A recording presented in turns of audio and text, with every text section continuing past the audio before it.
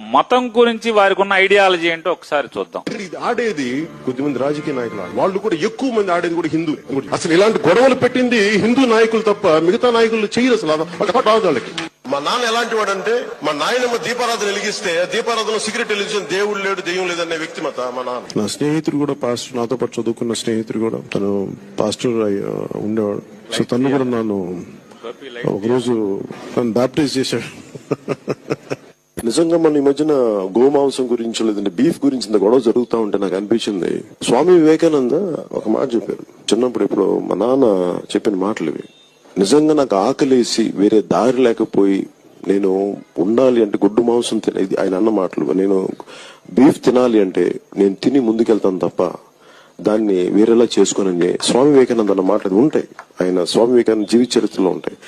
అంటే తిండి ఏది తిన్నామని కాదు, నిజంగా మరి తిండి శాకాహారమే తింటే అందరు గొప్పవాళ్ళు అయిపోతారంటే మరి గుజరాత్ లో గోద్రా ఘటన ఎందుకు జరిగింది?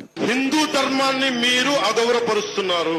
అరే నేను హిందువుని, చాలా బలమైన హిందువు, నేను కూడా అది కూడా చెప్తున్నాను మీకు. ఎవడు బలమైన హిందువు అంటే అన్ని మతాల్ని సమానంగా చూసేవాడే బలమైన హిందువు. కానీ కోట్లాది మంది హిందువులు అపవిత్రమైతే, ఈ ప్రసాదం అపవిత్రమైతే ఒక్కరు కూడా మాట్లాడకూడదు, ఇది సెక్యులర్ వ్యవస్థకు విఘాతం అంటే హిందువులకి మనోభావాలు ఉండవా?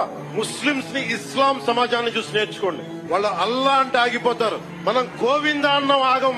మన దేశ దౌర్భాగ్యం మనం హైందవ ధర్మానికి మన గౌరవం ఇవ్వం.